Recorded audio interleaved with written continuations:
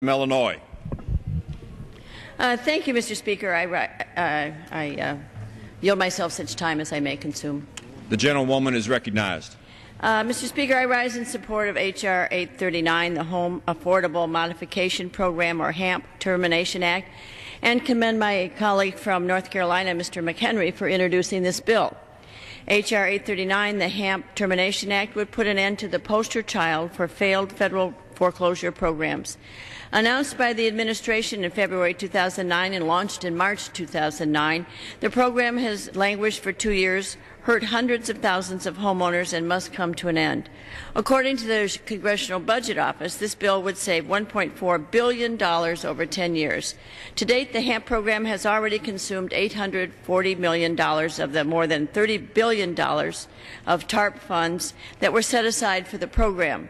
For this extraordinary investment, the administration predicted that 3 to 4 million homeowners would receive help. Sadly, for many American homeowners, the program has been a failure. In fact, HAMP has hurt more homeowners than it has helped. The program has completed about 540 mortgage modifications. Another 740,000 unlucky homeowners had the rug pulled out from under them. Their modifications were canceled.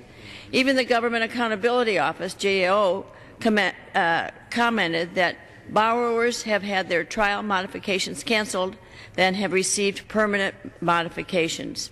Earlier this month, on March 2nd, the Financial Services Subcommittee on Insurance, Housing, and Community Opportunity received testimony from the Special Inspector General for the Troubled Assets Relief Program, SIGTARP, Neil Barofsky.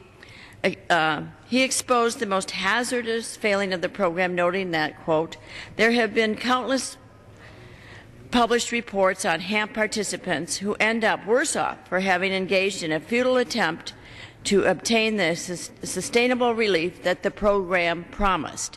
Failed trial modifications often leave borrowers with more principal outstanding on their loans, less home equity, depleted savings, and worse credit scores, unquote.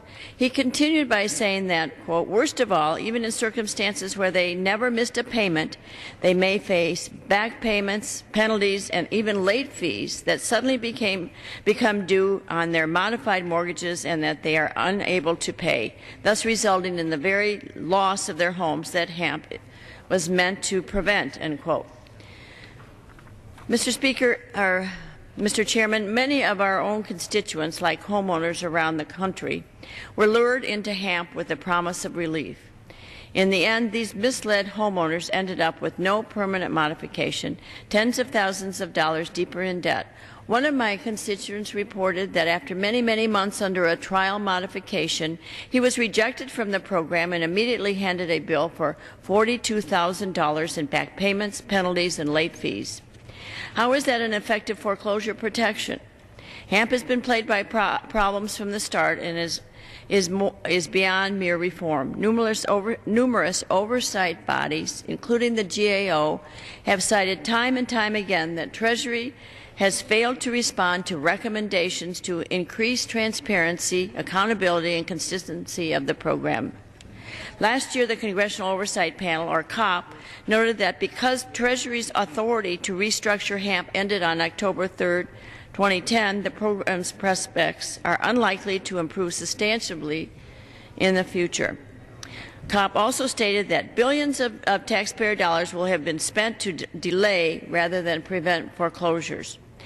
It is clear that the administration holds no intention of fixing the numerous problems in its flagship foreclosure program, a fact which has not gone unnoticed by the public.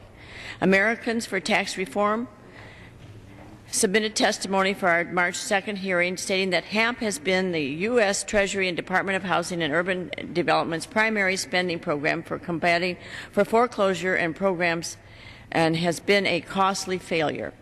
Headlines around the country agree. A recent Washington Times article said that Obama's helping hand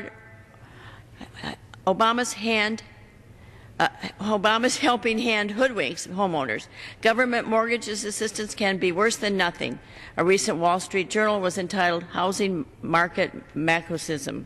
The the latest bad idea to raid banks and delay a home price recovery. We need to break down the barriers that have delayed the housing market recovery, including expensive and ineffective programs that have hurt so many homeowners.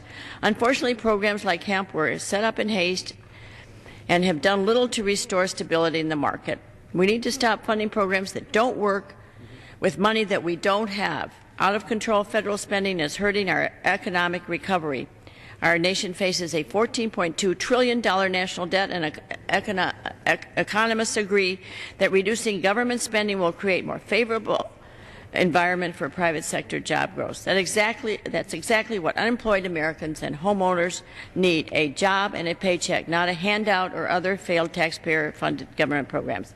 I reserve the balance of my time. The gentlewoman reserves the